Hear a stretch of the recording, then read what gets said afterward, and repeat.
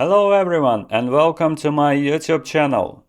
In today's video, I will show you how I measured the frequency response curve of this fascinating electromechanical filter from USSR, dating back to the early 19th. Its high load impedance posed a unique challenge, so I had to use some clever measurement techniques to get accurate results with a NanoVNA. We will explore how impedance matching tricks can help estimate the real frequency response curve and compare the results to its original datasheet. After nearly 13 years, does it still hold up? Let's find out.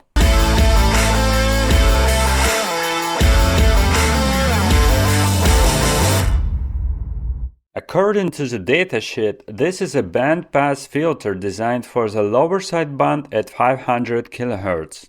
It has a specified bandwidth of 2.75 kHz, with an insertion loss of approximately 0.1, which is equivalent to 20 decibels. The ripple within the passband is expected to be no more than 3 decibels. To achieve these parameters, the filter must be loaded with a 75 kΩ impedance combined with about 100 picofarad of capacitance.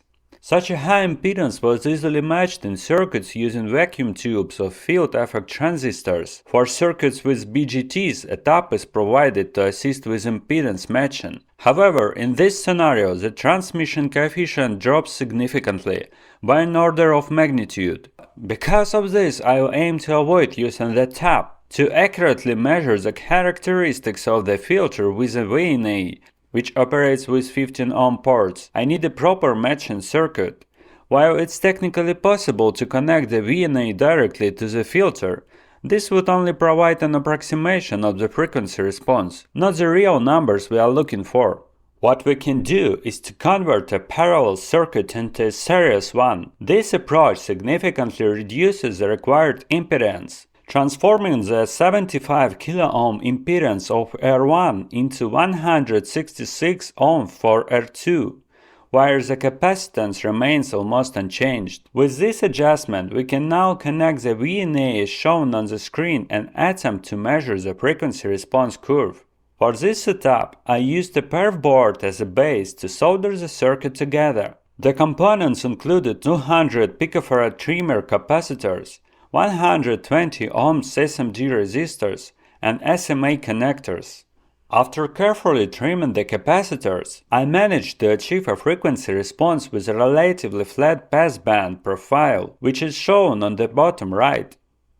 Interestingly, the capacitance on the filter's output port plays a much more critical role in the ripple rejection compared to the input port. However, resistor matching comes with a downside. It introduces coupling losses, which in this case are estimated to be around 10 decibels. This means that the actual frequency response is likely 10 decibels higher than the measured curve. At this point I could call it a day, but curiosity drives me to explore another matching technique, transformer coupling. RF transformers are widely used for impedance matching in a variety of applications. The matching circuit schematic for the filter used in this approach is shown on the screen.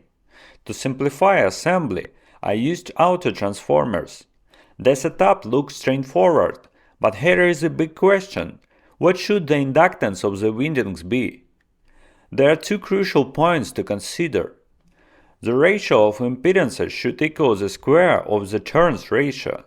In our case, the impedance ratio is about 3, so the numbers of turns in the secondary and primary windings should have a ratio of a square root of 3, approximately 1.82. But what does it mean in practical terms? Can we use 2 turns for the primary and 3.6 for the secondary? Or should it be 10 and 18 turns? This leads to the second, less obvious point. The primary winding's inductance should be at least 4 times the source impedance at the lowest operation frequency. This rule of thumb helps answer the question about the actual number of turns. Since the impedance of the VNA is 15 ohms, the primary winding's impedance should be at least 200 ohms. Assuming a working frequency of 500 kHz, This translates to a required primary inductance of 64 microhenry. Perfect, but how do we achieve this in practice? To determine the number of turns needed for a 64 microhenry inductance, I turned to my collection of components and found a couple of shielded coils from an old radio. After disassembling them, I found they were in a good condition, but their inductance coefficient were unknown. Measuring the inductance coefficient was straightforward with a VNA. I wound 48 turns and measured an inductance of 61.4 microhenry, which corresponds to an inductance coefficient of 25.3 nanohenry per turn squared. Using this data, I calculated that to achieve 64 microhenry, I'd need 51 turns for the primary winding. Since the turns ratio is 1 to 1.82, the secondary winding should have 92 turns. Because I'm using an auto transformer, I only need to wind 92 turns in total, with a tap from the 52nd turn for the primary. So I made two identical coils and soldered the circuit together. After connecting the test circuit to the VNA, I was finally able to measure the real frequency response of this filter. Take a look at the figure in the lower right corner of the screen. The red marker is set at the highest point of the passband curve, showing a loss of 21.4 decibels. Considering approximately 1 decibel of coupling loss, the transmission coefficient falls right at the lower boundary specified in the datasheet, which is 20 decibels. The green marker is positioned at the lower point in the passband. Together with the red marker, this gives us a ripple of about 1.5 decibel, achieved after carefully trimming the capacitors. The blue and cyan markers indicate the -6 decibels level relative to the red marker, allowing us to measure the bandwidth. In this case, the bandwidth is approximately 2.7 kHz.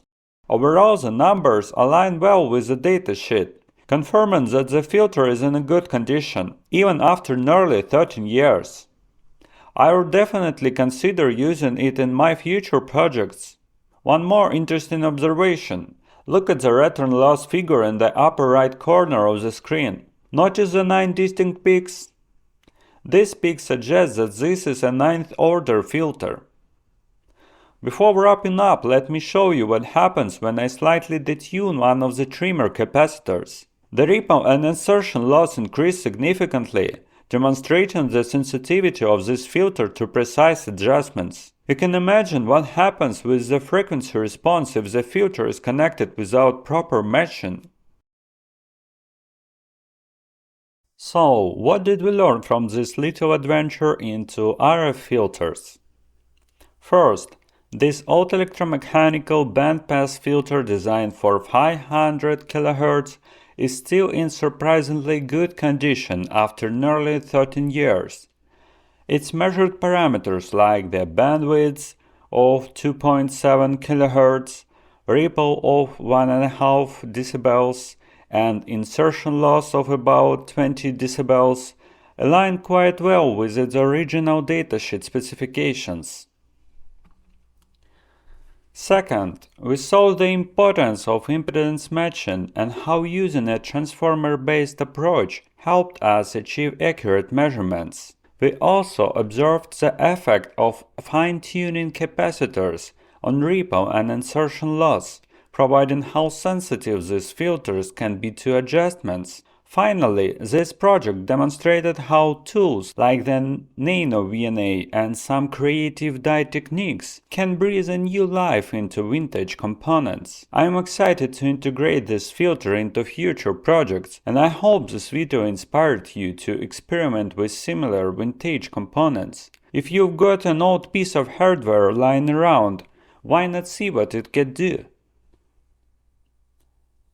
Thank you for watching. If you enjoyed this video and want to see more projects like this, make sure to give it a thumbs up and subscribe to my channel. If you have any questions, ideas or suggestions for future videos, drop them in the comments below. I'd love to hear from you. Stay tuned for more exciting DE electronics, RF experiments, and embedded programming content. Until next time, happy tinkering!